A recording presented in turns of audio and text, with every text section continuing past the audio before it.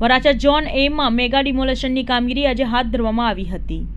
છેલ્લા ઘણા સમયથી મામાદેવ રોડ ઉપર અસામાજિક તત્વોએ ઓટલો જમાવી દીધો હતો, જેને દૂર કરવામાં સુરત મહાનગરપાલિકાને ભારે પરસેવો પડ્યો હતો।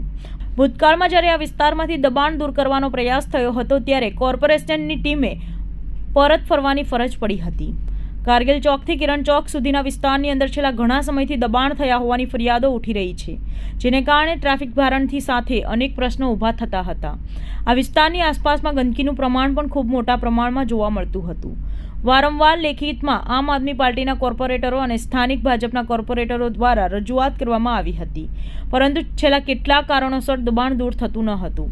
ભૂતકાળમાં જ્યારે પ્રયાસ કરવામાં આવ્યા હતા ત્યારે અસામાજિક તત્વોનો ઉગ્ર વિરોધ જોતા દબાણ દૂર કરવાની કામગીરીમાં અવરોધ ઊભો થયો હતો।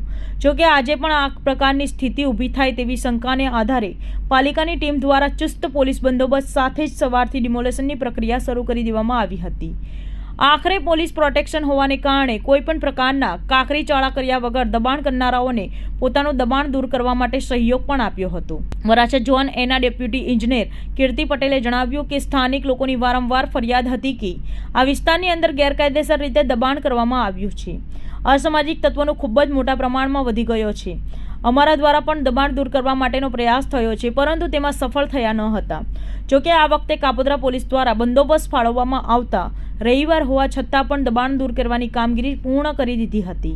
અંદાજે 150 જેટલા ઝૂંપડાઓ દૂર કરી દેવાયા હતા। શાંતિપૂર્ણ રીતે કોઈ પણ પ્રકારના ઘર્ષણ વગર કામગીરી કરવામાં આવી હતી।